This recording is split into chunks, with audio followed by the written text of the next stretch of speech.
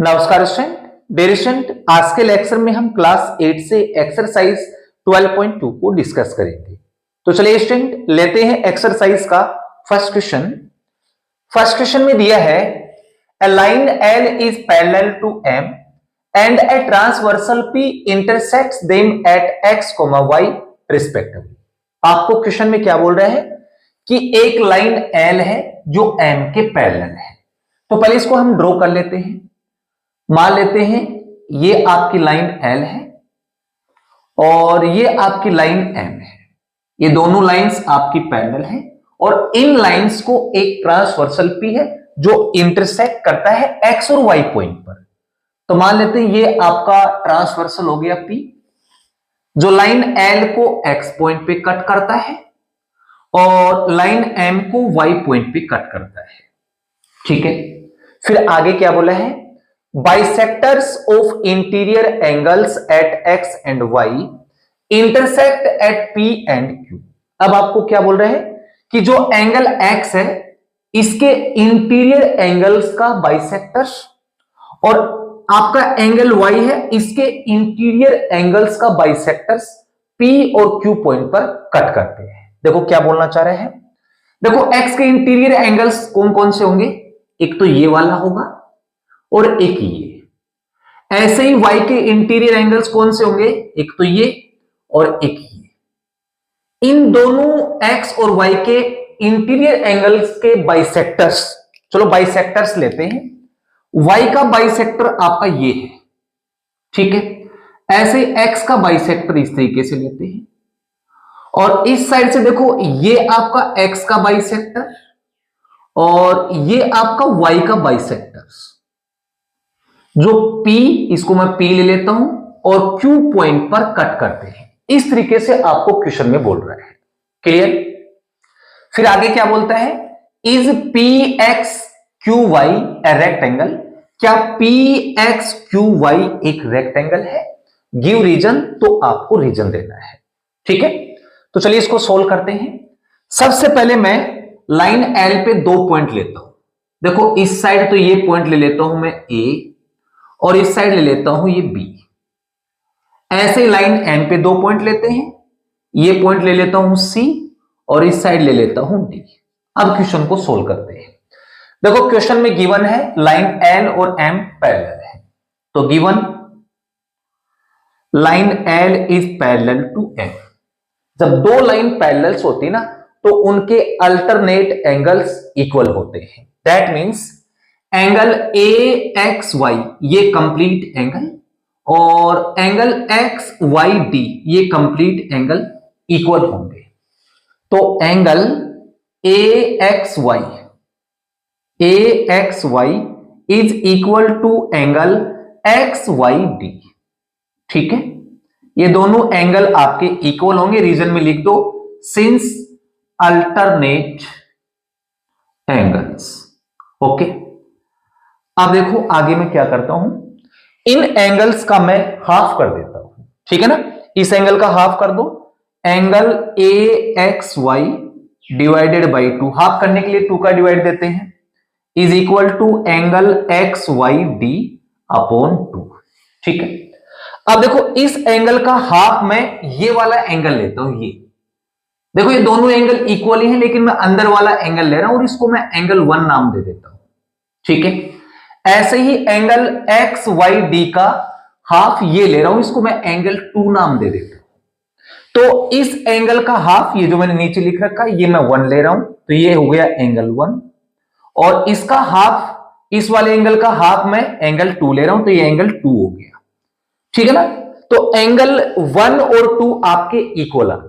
अब देखो सिचुएशन को समझो, ये दो लाइन है और ये आपका ट्रांसवर्सल है। ये वाला एंगल मान लो 1 है और ये वाला एंगल 2 है। ये एंगल और ये एंगल इक्वल होते हैं तो ये वाली लाइन और ये वाली लाइन पैरेलल होती है। तो इस वजह से मैं बोल सकता हूं कि XP जो लाइन है और दूसरी आपकी QY लाइन है वो पैरेलल हो जाएंगी। क्यों हो जाएंगी? क्योंकि जब अल्टरनेट एंगल इक्वल होते हैं तो लाइन आपकी पैरेलल होती है। तो यहां से आपने एक रिजल्ट निकाल लिया, XP लाइन पैरेलल हो गई QY लाइन के और इसको मैं इक्वेशन नंबर 1 डाल देता हूं। ठीक है, इसी तरीके से देखो इस साइड से भी आप बोल सकते हैं, सेम रूल लगाकर इसको मैं एंगल नंबर 3 ले लेता हूं, ये आपका एंगल नंबर 3 और इसको मैं एंगल नंबर 4 ले लेता हूं। ठीक है ना, तो सिमिलरली आप बोल सकते हैं similarly angle 3 is equal to angle 4। ठीक है ना, सेम प्रोसेस आप लगाकर आप बोल सकते हैं सीधा ही कि एंगल 3 है ना वो 4 के इक्वल होगा। ठीक है ना, अब एंगल 3 4 के इक्वल हो गया तो ये वाली लाइन यानी कि QX पैरेलल हो जाएगी आपकी YP के या PY के। ओके, और इसको मैं इक्वेशन नंबर 2 डाल देता हूं। अब देखो इक्वेशन फर्स्ट और सेकंड से क्या रिजल्ट निकला कि ये लाइन इसके पैरेलल है। ठीक है, और ये लाइन इसके पैरेलल है, तो ये जो आपका एक कोऑर्डिनेटर बन गया PXQY, एक पैरेललोग्राम बन गया। ठीक है ना, तो आप लिख दो from equation first and second we can say that PXQY is a parallelogram। ठीक है, समझ में आ गया इतना। अब देखो आगे मैं क्या करता हूं, देखो लाइन L और M पैरेलल है, तो आप ये भी बोल सकते हैं कि ये कंप्लीट एंगल, ये पूरा का पूरा और ये कंप्लीट एंगल, इन दो एंगल्स का सम 180 डिग्री होगा। ठीक है ना, तो चलो इसको भी लिख लेते हैं। देखो एंगल AXY, कंप्लीट एंगल ले रहा हूं, एंगल AXY प्लस दूसरा XYC, इन दोनों एंगल्स को ऐड करेंगे, यानी कि इन दो एंगल्स को ऐड करेंगे। ये कंप्लीट ले रहा हूं मैं और ये कंप्लीट ले रहा हूं, तो इन दो एंगल्स का सम 180 डिग्री होगा। ओके, 180। अब मैं क्या करता हूं, इसमें पूरी इक्वेशन में 2 का डिवाइड कर दो, यानी कि मैं हाफ कर रहा हूं, इसमें 2 का डिवाइड कर दूंगा, angle AXY upon 2 plus angle XYC upon 2 और 180 अपॉन 2, मैंने 2 का डिवाइड कर दिया। अब ध्यान से देखो, एंगल AXY का हाफ एंगल 1 है, आपको दिख रहा है, तो इसके रिप्लेस पे मैं एंगल 1 लिख सकता हूं। फिर प्लस एंगल XYC, इसका हाफ मैं 4 ले लेता हूं, हालांकि ये नीचे वाला एंगल और ऊपर वाला एंगल बराबर ही है, तो मैं 4 ले लेता हूं। 4 इज इक्वल टू 90। इसको आप इक्वेशन नंबर 3 डाल दो, यानी कि एंगल 1 और 4 है ना, उनका सम 90 आ गया। ओके, अब नेक्स्ट स्टेप देखो ध्यान से। अब मैं ये जो आपका ट्रायंगल है ना XYP, इसको लेता हूं। Now in triangle XYP angle sum property लगाते हैं। इस ट्रायंगल के तीनों एंगल्स का सम क्या होगा, 180 डिग्री, यानी कि एंगल 1 प्लस एंगल 4 और प्लस एंगल P, इन तीनों को ऐड करेंगे तो आपको 180 डिग्री के इक्वल मिलेगा। क्लियर। अब देखिए स्टूडेंट, एंगल 1 और 4 आ गए, इसमें 1 और 4 का सम हमने पहले निकाल रखा है 90, तो इन दोनों के इक्वल हम 90 लिख सकते हैं, तो यहां से मैं 90 लिख दूंगा और प्लस में angle P is equal to 180। अब 90 को इस साइड शिफ्ट कर दो तो angle P is equal to 180 minus 90, तो एंगल P के इक्वल आ गया 90 डिग्री। ठीक है, यानी कि ये वाला जो एंगल है आपका P वो 90 डिग्री आ गया, तो ये वाला एंगल भी 90 हो जाएगा। 90 क्यों हो जाएगा, क्योंकि ये एक पैरेललोग्राम है ना, तो पैरेललोग्राम के अपोजिट एंगल्स क्या होते हैं, आपके इक्वल होते हैं, तो ये 90 हो गया, तो सारे एंगल इसके 90 हो गए, तो अपने आप ही क्या बन गया, ये एक रेक्टेंगल बन गया। ओके, तो नीचे आप लिख दो कि देयरफॉर आपका P X Q Y is a rectangle. Okay student, तो ये आपका फर्स्ट क्वेश्चन कंप्लीट। देखिए सेकंड क्वेश्चन में आपको ये फिगर दिया गया है, इस फिगर में NICE एक पैरेललोग्राम है और NI इज इक्वल टू दिया है 2A plus 6, EC is equal to 3A minus 10, NO is equal to 2B, OC is equal to 26। हमें इस क्वेश्चन में A और B की वैल्यू को फाइंड करना है। अब देखो A और B की वैल्यू कैसे फाइंड करेंगे। सबसे पहले आपको पैरेललोग्राम की प्रॉपर्टीज आनी चाहिए, अदरवाइज आप इस क्वेश्चन को सोल्व नहीं कर सकते। तो इसमें हम दो प्रॉपर्टीज को काम में लेंगे, एक तो डायगोनल्स की और दूसरी साइड्स की। सबसे पहले हम डायगोनल्स की हेल्प से बी की वैल्यू को फाइंड करेंगे। ओके, तो पहले हम प्रॉपर्टी को लिखते हैं, since diagonals bisect with each other, यानी पैरेललोग्राम के जो डायगोनल्स है ना वो एक दूसरे को बाइसेक्ट करते हैं। That means NO is equal to हम OC लिख सकते हैं, तो NO is equal to OC। अब NO आपको दे रखा है कितना, 2P और OC 26। अब 2 से 26 कट जाएगा 13 टाइम, तो B की वैल्यू आ जाएगी 30। ये तो आपके पास आ गई B की वैल्यू।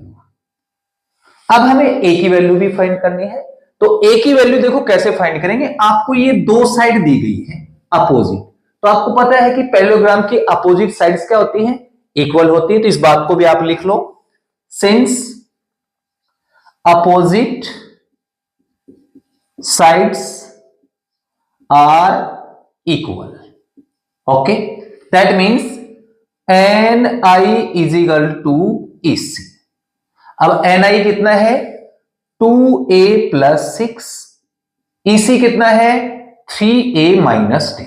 अब इसको सोल्व कर लो, 2A को इस साइड ले आओ, माइनस का हो जाएगा, 3A minus 2A is equal to, इसको हम इस साइड लेके आए तो 10 को इस साइड ले आएंगे तो प्लस का हो जाएगा 10 प्लस 6। अब 3 में 2 गया तो 1 बच गया, 10 प्लस 6 16, ये A की वैल्यू आ जाएगी। ठीक है स्टूडेंट, तो ये आपका second question complete.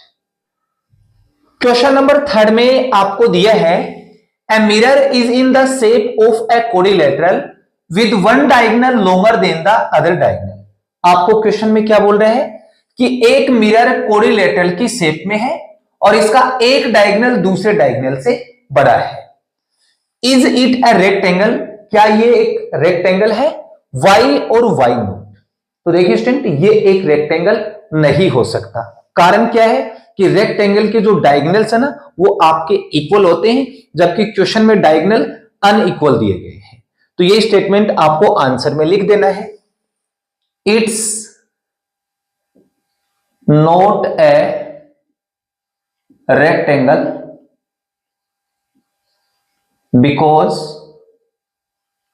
because its diagonals are unequal। इस वजह से ये जो आपको मिरर दिया गया है वो क्वाड्रिलेटरल नहीं हो सकता। तो ये आपका थर्ड क्वेश्चन कंप्लीट। देखिए फोर्थ क्वेश्चन में आपको दिया है, two sticks each of length 6 centimetre are crossing each other such that they bisect each other at right angles। आपको क्वेश्चन में क्या बोल रहा है कि दो स्टिक्स हैं, प्रत्येक की लेंथ 6 सेंटीमीटर है, जो एक दूसरे को क्रॉस कर रही है। किस तरीके से कर रही है, perpendicular bisector. What shape is formed by joining their end points give reason. आपको बोल रहा है कि यदि उन स्टिक्स के एंड पॉइंट को ज्वाइन कर दिया जाए तो जो फिगर बनेगी वो किसकी बनेगी, ये आपको बताना है। ठीक है, चलिए इसको सोल्व करते हैं। देखिए क्वेश्चन में दो स्टिक्स दी गई हैं जो एक दूसरे को क्रॉस कर रही हैं।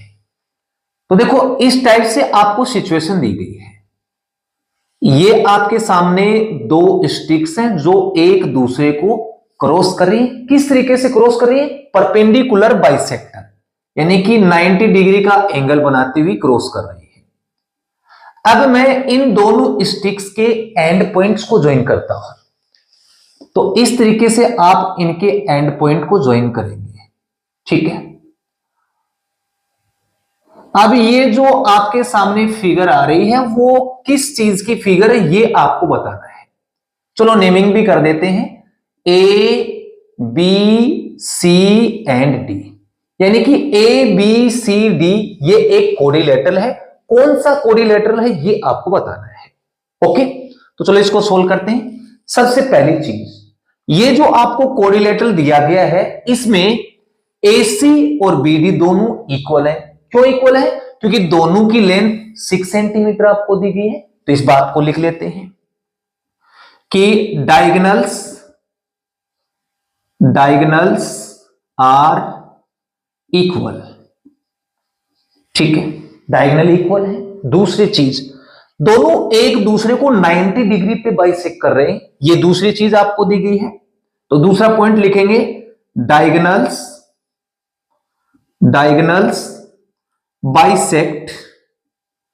Bisect each other eight 90 degree. अब ये दो प्रॉपर्टी किस कोरिलेटर में अप्लाई होती हैं? आपकी स्क्वायर में। स्क्वायर के डायगोनल इक्वल होते हैं और परपेंडिकुलर बाइसेक्ट करते हैं। ओके, तो ये जो फिगर आपके सामने बनी है वो एक स्क्वायर है। So A B C D is a square. ठीक है ना, ये इसका आंसर आ जाएगा। ओके स्टूडेंट, तो ये आपका फोर्थ क्वेश्चन कंप्लीट। देखिए क्वेश्चन नंबर 5 में आपको ABCD एक पैरेललोग्राम दिया गया है जिसका एंगल A 70 डिग्री है। हमें एंगल B, एंगल C और एंगल D को फाइंड करना है। ओके, तो सबसे पहले जो आपको दिया है उसको लिख लेते हैं। आपको क्वेश्चन में एंगल A दिया है 70 डिग्री। ओके, ये आपका क्वेश्चन में गिवन है। अब ध्यान से देखिए स्टूडेंट, पैरेललोग्राम के जो अपोजिट एंगल्स होते हैं ना वो आपके इक्वल होते हैं। दैट मींस एंगल A के इक्वल एंगल C होगा और एंगल B के इक्वल एंगल D होगा।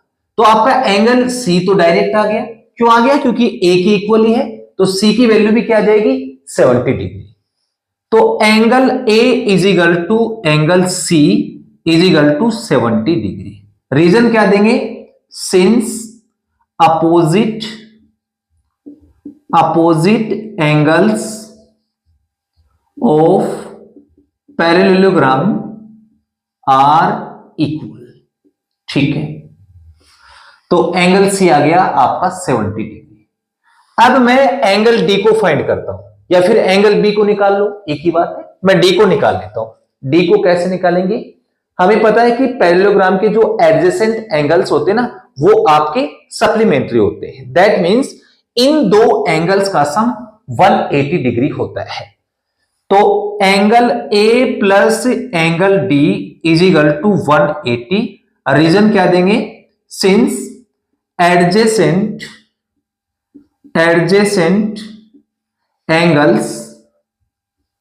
Angles of parallelogram are 180 degree.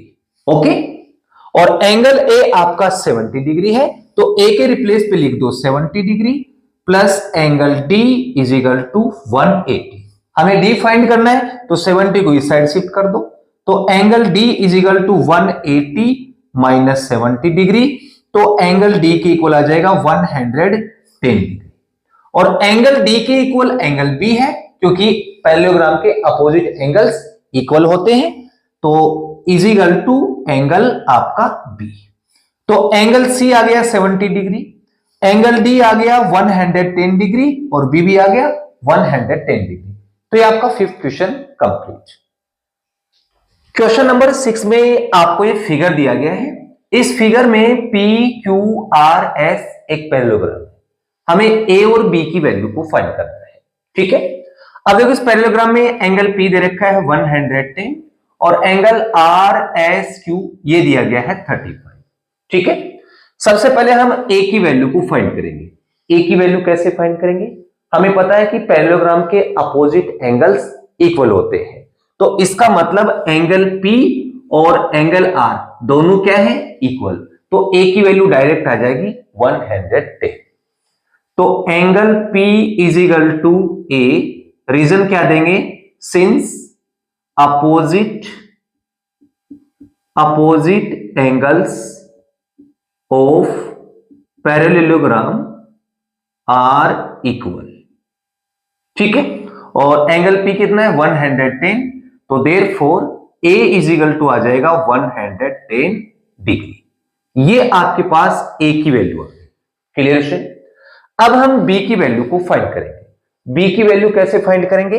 हम ट्राइंगल लेंगे आर एस क्यू, इस ट्राइंगल में एंगल सम प्रॉपर्टी अप्लाई करके हम बी की वैल्यू को फाइंड करेंगे। ओके, तो in triangle are S Q, ठीक है, एंगल आर ए है तो ए लिख देंगे, plus angle R S Q, angle R S Q plus B, इन तीनों एंगल्स का सम 180 डिग्री होगा। अब A 110 plus R S Q 35 plus B is equal to 180 degree. 110 plus 35 145 plus B is equal to 180। 145 को इस side ले आओ तो बी के इक्वल आएगा 180 माइनस 145, माइनस करेंगे तो ये आ जाएगा 35 डिग्री। ये आपके पास आ गई बी की वैल्यू। तो ए की वैल्यू आ गई 110 और बी की आ गई 35। तो ये आपका 6 क्वेश्चन कंप्लीट। यस स्टूडेंट, अब हम क्वेश्चन नंबर 7 को लेते हैं।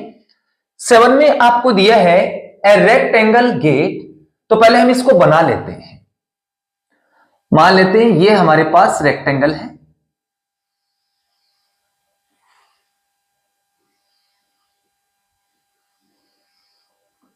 जी ए टी ई। अब आगे क्या बोला है?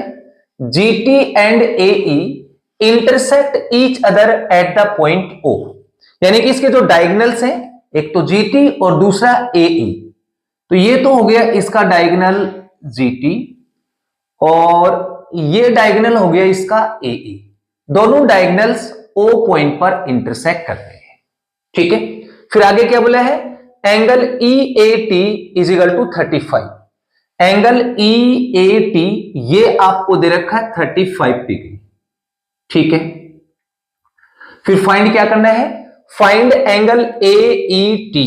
एंगल ए ई टी ये वाला, देखो ए ई टी ये वाला फाइंड करना है। दूसरा जी ई ए ये एंगल फाइंड करना है। तीसरा जी ए ई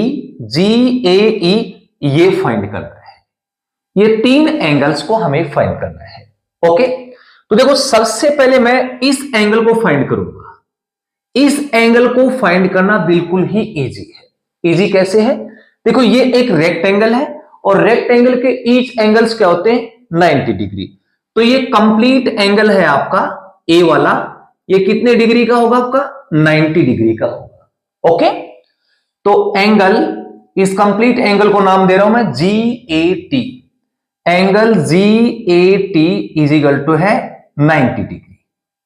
अब ये कंप्लीट एंगल 2 एंगल से मिलकर बना है, एक तो जी ए ई और दूसरा ई ए टी। तो इसके रिप्लेस में मैं लिख दूंगा angle G A E plus angle E A T. इसके रिप्लेस पे हमने ये लिख दिया। ओके, और इसके इक्वल क्या है? 90 डिग्री। अब देखो एंगल ई ए टी तो आपको दे रखा है 35, तो इसके रिप्लेस पे आप रख दो 35। तो angle G A E plus 35 is equal to 90 degree. अब 35 को इस साइड ले आओ तो angle G A E is equal to क्या आ जाएगा? 90 माइनस 35। ओके, 90 में 35 माइनस कर दो तो एंगल जी ए ई आपके पास आ जाएगा 55 डिग्री, ठीक है। यानी कि ये एंगल कितने डिग्री का आ गया? 55 डिग्री का। अब इन 2 एंगल्स को निकालना बिल्कुल इजी हो गया। देखो इजी कैसे? देखो ये एक रेक्टेंगल है और रेक्टेंगल की अपोजिट साइड्स इक्वल और पैरेलल होती है। दैट मींस ये साइड किसके पैरेलल होगी? इस साइड की। तो आप देख सकते हैं कि ये दोनों एंगल्स क्या होंगे? आपके अल्टरनेट एंगल्स। ऐसे ये दोनों एंगल्स क्या होंगे? Alternate angles. और अल्टरनेट एंगल्स क्या होते हैं? आपके इक्वल होते हैं, ठीक है ना। तो पहले मैं इस एंगल को फाइंड आउट करता हूं। इस एंगल का क्या नाम है? AET। एंगल AET, इस एंगल के इक्वल मैं लिख सकता हूं angle GAE। Okay, angle GAE क्यों लिख सकता हूं? क्योंकि दोनों एंगल्स क्या है आपके? Alternate angles. तो रीजन लिख देंगे, सिंस अल्टरनेट एंगल्स। ओके, अब ये एंगल 55 डिग्री का था, तो ये एंगल क्या हो जाएगा? 55 डिग्री का। तो therefore angle AET, angle AET is equal to आ जाएगा 55 डिग्री। ओके, ऐसे ही इस एंगल को हम लिख सकते हैं 35 डिग्री, क्योंकि ये दोनों एंगल्स क्या हैं आपके? Alternate angles. तो हम बोल सकते हैं कि angle GEA, angle GEA equal होगा एंगल EAT के। EAT के रीजन क्या देंगे? Alternate angles. ओके, अब EAT क्या है? 35, तो ये अपने आप ही 35 हो जाएगा। तो therefore angle GEA is equal to 35 degree. ठीक है, तो ये आपका क्वेश्चन नंबर 7 कंप्लीट। देखिए क्वेश्चन नंबर 8 में आपको ये रोम्बस दिया गया है। इस रोम्बस में आपको एंगल AME और दूसरा एंगल AEM को फाइंड करना है। अब देखो इन एंगल्स को आप कैसे फाइंड करेंगे? रोम्बस की प्रॉपर्टी से। हमें पता है कि रोम्बस के जो डायगोनल्स हैं वो एक दूसरे को 90 डिग्री पे बाइसेक्ट करते हैं। ठीक है ना? तो मैं एक एंगल की बात कर लेता हूं, इस एंगल की। ये कितने डिग्री का होगा आपका? 90 डिग्री का। ठीक है, अब मैं इस ट्रायंगल को ले रहा हूं। कौन सा ट्रायंगल? AOM। इस ट्रायंगल में हमारे पास दो एंगल्स हैं, 70 और 90। तो इस एंगल को हम आराम से फाइंड आउट कर सकते हैं एंगल सम प्रॉपर्टी से। चलो अप्लाई करो इसको। In triangle AOM, angle AOM plus angle OMA plus angle MAO, इन तीनों एंगल्स का सम क्या होगा? 180 डिग्री होगा। ठीक है, अब AOM कितना है? 90, तो इसकी जगह लिख दो 90। ये हमें फाइंड करना है, तो इसको कॉपी कर दो। और प्लस में MAO, ये आपका 70 दे रखा है, तो प्लस में 70 इज इक्वल टू 180। ठीक है, 90 plus 70 160 plus angle OMA is equal to 180। अब 160 को इस साइड ले आओ, तो angle OMA is equal to 180 minus 160। Minus करेंगे तो angle OMA is equal to आ जाएगा 20 डिग्री। ठीक है, यानी कि ये एंगल आ गया आपके पास 20 डिग्री। अब ध्यान से देखिए, अब मैं ये बड़े वाला ट्रायंगल लेता हूं AME। Now in triangle AME, इस ट्रायंगल में देखो AM साइड और AE साइड इक्वल है। इक्वल क्यों है? क्योंकि दोनों ही साइड किसकी है? रोम्बस की है। तो AM is equal to AE, reason क्या देंगे? Since sides of rhombus. Okay, जब दो अपोजिट साइड किसी एक ट्रायंगल में, दो अपोजिट साइड, देखो ये साइड और ये साइड बराबर है, तो इनके अपोजिट एंगल्स भी क्या होंगे? इक्वल। यानी कि इस साइड के अपोजिट एंगल ये और इस साइड के अपोजिट एंगल ये आपके बराबर होंगे। ठीक है ना? ये ट्रायंगल की प्रॉपर्टी होती है। तो देयरफॉर एंगल AME इक्वल होगा एंगल AEM के। रीजन भी लिख सकते हैं। रीजन क्या लिखेंगे? Since equal sides make equal angles. Okay, तो ये एंगल कितने डिग्री का है? 20 का है, तो ये वाला भी क्या होगा? 20 का।